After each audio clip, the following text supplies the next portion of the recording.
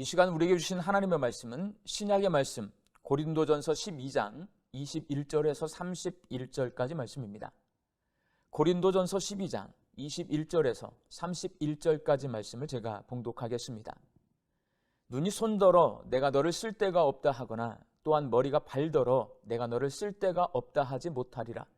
그뿐 아니라 더 약하게 보이는 몸의 지체가 도리어 요긴하고 우리가 몸에 덜 귀히 여기는 그것들을 더욱 귀한 것들로 입혀주며 우리의 아름답지 못한 지체는 더욱 아름다운 것을 얻느니라. 그런즉 우리의 아름다운 지체는 그럴 필요가 없느니라. 오직 하나님이 몸을 고르게 하여 부족한 지체에게 귀중함을 더하사 몸 가운데서 분쟁이 없고 오직 여러 지체가 서로 같이 돌보게 하셨느니라. 만일 한 지체가 고통을 받으면 모든 지체가 함께 고통을 받고 한 지체가 영광을 얻으면 모든 지체가 함께 즐거워하느니라. 너희는 그리스도의 몸이요 지체의 각 부분이라.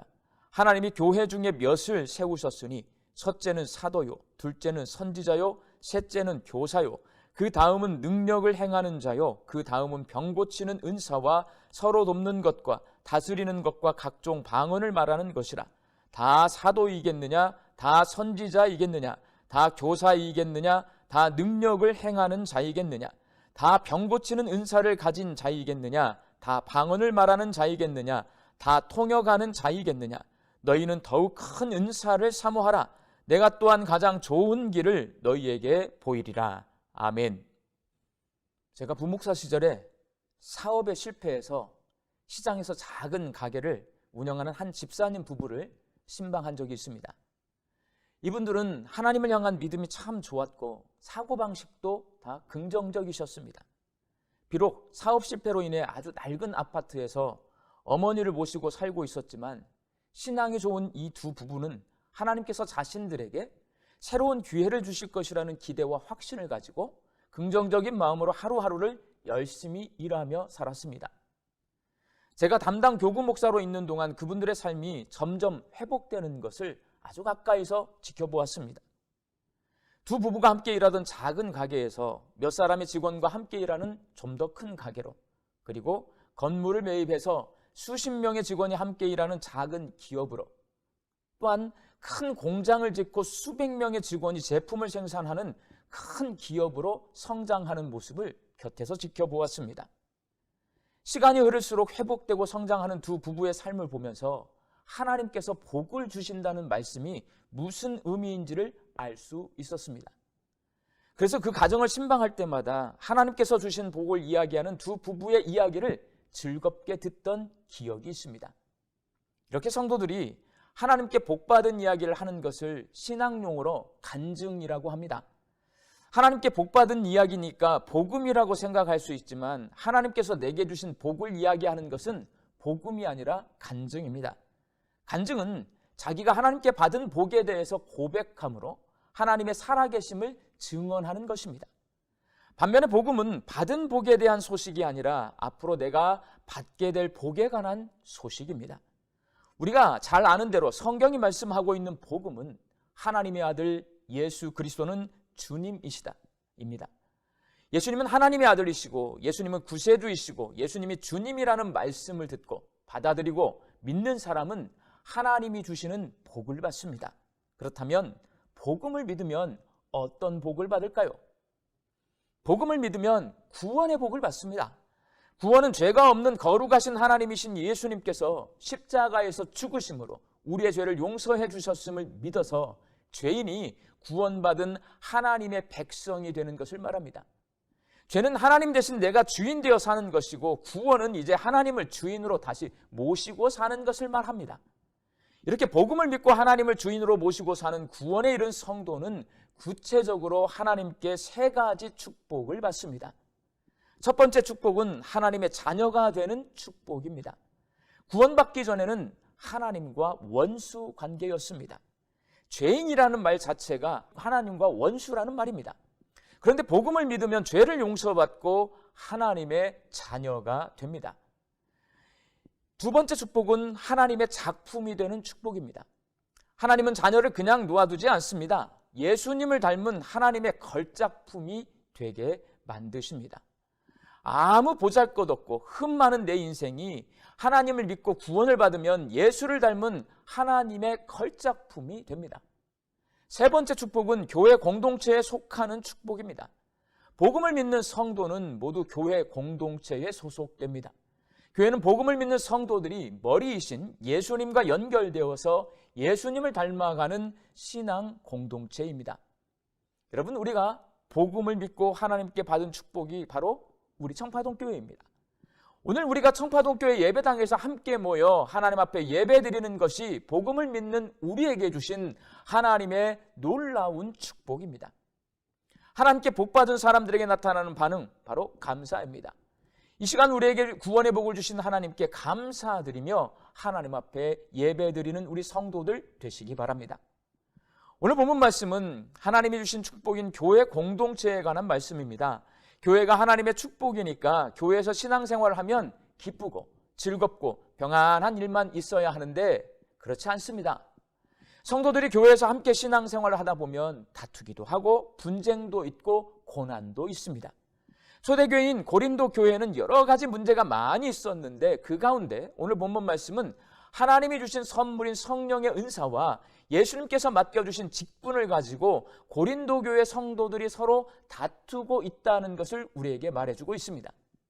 바울은 교회를 사람의 몸에 비유하면서 예수님이 머리고 성도는 손과 발과 눈과 귀와 코와 입과 같은 각 지체고 이 지체들은 사람의 몸처럼 서로 연결되어 있다고 말합니다. 바울은 오늘 본문 21절에서 이렇게 말합니다. 눈이 손더러 내가 너를 쓸 데가 없다 하거나 또한 머리가 발더러 내가 너를 쓸 데가 없다 하지 못하리라. 바울이 눈이 손을 무시하고 머리가 발을 무시하면 안 된다고 말하는 이유는 고린도 교회 성도들이 서로에게 아무짝에도 쓸모없는 존재라고 말하며 다투고 있기 때문입니다. 눈은 사물을 보는 기능을 가지고 있고 손은 물건을 쥐거나 지지하고 조작하는 기능을 가지고 있습니다. 그런데 눈이 손에게 앞을 보지 못한다고 쓸모없다고 말하면 어떻게 되겠습니까? 반대로 손이 보기에 눈은 보는 것 외엔 아무 일도 할 수 없는 쓸모없는 존재로 보일 겁니다. 그러면 서로 다투게 되는 겁니다. 만일 눈과 손이 다투고 머리와 발이 다툰다면 그 몸은 살아남지 못하게 될 것입니다. 자기가 자기를 공격하기 때문입니다. 고린도 교회에서 그런 일이 벌어지고 있었습니다. 성도들이 하나님께서 주신 선물인 성령의 은사를 가지고 예언의 은사가 큰지 방언의 은사가 큰지 병 고침의 은사가 큰지를 따지며 서로 다투고 있었고 사도가 큰지 선지자가 큰지 교사가 큰지를 따지며 서로 다투고 있었습니다. 사람들은 교회가 어떤 공동체보다도 화목한 공동체일 거라고 생각하는데 고린도 교회는 평화로운 공동체가 아닌 다투고 분쟁하는 교회였습니다. 분쟁하는 교회에서 신앙생활하면 삶이 괴롭습니다. 하나님께 예배드리러 가면서 나를 무시하는 성도와 싸워서 이길 것을 생각한다면 신앙생활을 제대로 할 수 없습니다. 신앙생활이 힘들어지면 일상의 삶도 덩달아서 힘들어지게 되어 있습니다. 고린도 교회 성도들은 모일 때마다 이 모양 저 모양으로 다투고 있었습니다. 고린도 교회 성도들은 하나님께서 구원받은 성도들에게 주신 축복인 교회 공동체에 모여 신앙생활을 하면서 왜 이렇게 서로 다투고 있는 걸까요? 고린도 교회가 아직 미숙하기 때문입니다.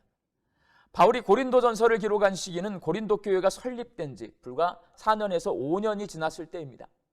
교회 역사가 아직 5년 정도밖에 되지 않은 고린도 교회 성도들의 신앙생활은 미숙할 수밖에 없습니다. 우리는 고린도전서를 통해 성도가 복음을 믿고 구원받았다고 해서 완벽하게 신앙생활을 하는 것이 아니라는 것을 알 수 있습니다.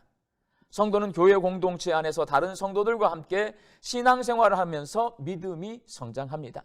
성도들의 믿음이 성장한 만큼 교회도 성장합니다.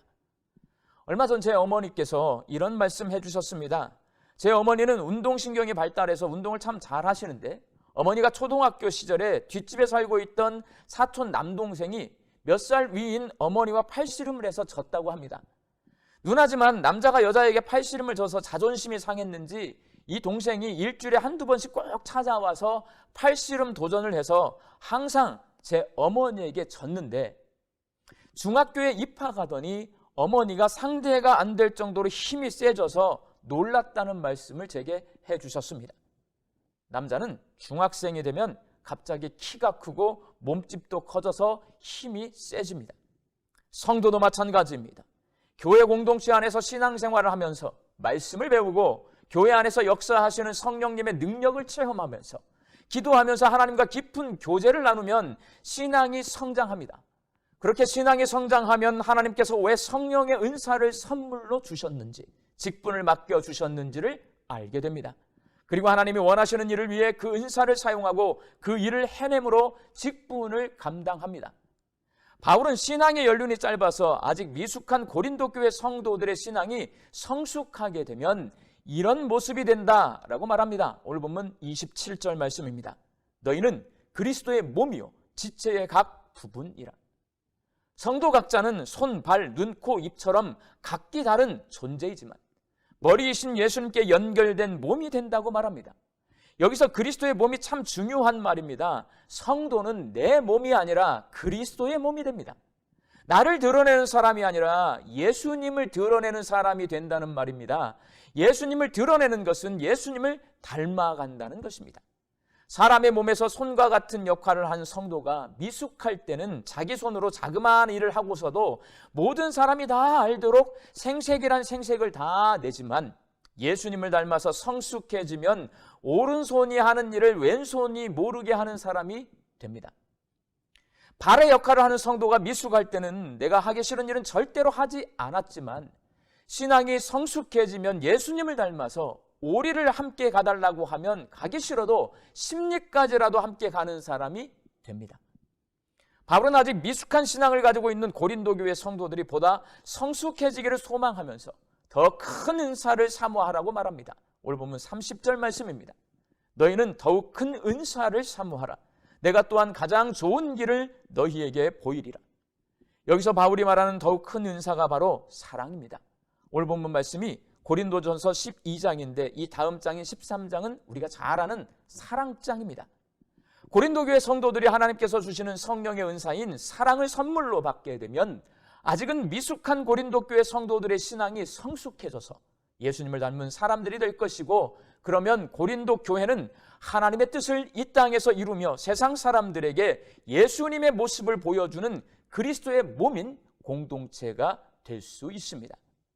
사랑하는 청파동교회 성도 여러분, 우리는 머리이신 예수님께 연결된 그리스도의 몸입니다.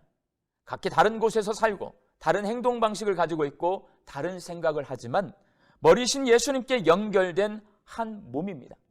그렇다면 우리 청파동교회는 아직 미숙한 공동체일까요? 아니면 그리스도의 몸이 되어서 예수님의 모습을 세상 사람들에게 보여주고 있는 성숙한 공동체일까요?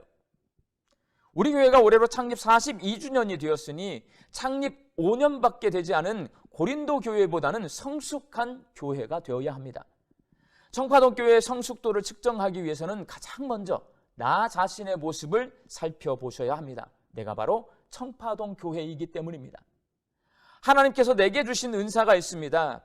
바울 시대에는 고린도 교회 성도들에게 병고침의 은사, 능력 행하는 은사, 예언의 은사, 방언과 방언을 통역하는 은사가 나타났지만 하나님께서는 이 시대에 우리에게 맞는 은사를 주십니다.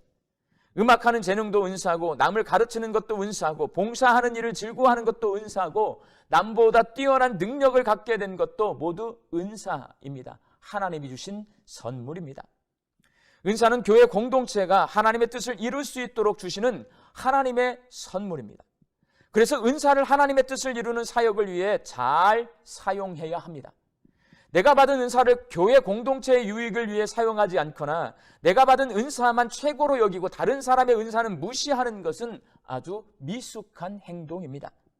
하나님이 주신 은사를 교회 공동체의 유익을 위해 사용하는 사람이 성숙한 신앙인이고, 그렇게 신앙이 성숙해지면 그리스도의 몸이 되어서 사람들에게 예수님의 모습을 보여주는 사람이 됩니다.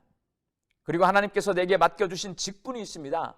이 직분은 직장의 직급처럼 시간이 지나면 점점 높이 올라가는 것이 아니라 반대로 낮아지고 종이 되어서 남을 섬기는 사람이 되라고 하나님께서 맡겨주신 것입니다. 목사, 장로, 안수집사, 권사, 서리집사의 직분을 맡은 사람들이 낮아져서 묵묵히 남들이 하기 싫어하고 힘들어하는 일들을 잘 감당하는 충성스러운 청지기가 될 때 미숙한 신앙이 성숙해지고 내 모습이 점점 예수님을 닮아가게 됩니다. 그렇게 성파동교회 성도들이 하나님께서 주신 은사를 잘 사용하고 직분을 잘 감당해서 예수님을 닮아갈 때 우리 교회가 멋진 그리스도의 몸이 될 수 있고, 교회가 그리스도의 몸이 될 때 코로나로 인한 어려움과 우크라이나와 러시아 전쟁으로 찾아온 경제적으로 어려운 상황 속에서도 세상 사람들에게 구원의 소망과 하나님의 크신 사랑을 보여주고 전할 수 있는 공동체가 될 수 있습니다. 우리 청파동교회 성도들이 사랑으로 하나 된 그리스도의 몸이 되어서 우리 교회가 하나님의 뜻을 이 땅에서 이루는 거룩한 공동체가 될 수 있기를 예수님의 이름으로 축원합니다. 함께 기도하겠습니다. 오늘 우리에게 주신 하나님의 말씀을 통해 성도인 내가, 그리고 우리 청파동 교회가 그리스도의 몸이라는 것을 깨달았습니다. 내 신앙이 미숙한 상태에 머물러 있지 아니하고 성장하고 성숙하게 하여 주사 우리 청파동 교회가 예수님의 모습을 세상 사람들에게 보여주는 성숙한 신앙 공동체가 되게 하여 주옵소서. 하나님께서 우리에게 선물로 주신 성령의 은사로 교회 공동체를 섬길 수 있게 하여 주시고, 낮아지고 또 낮아져서 하나님께서 맡겨주신 직분을 잘 감당할 때에 몸의 지체인 저희들이 예수님을 닮아서 우리 교회가 사랑에 충만한 그리스도의 몸이 되게 하여 주옵소서. 예수님의 이름으로 기도하옵나이다. 아멘.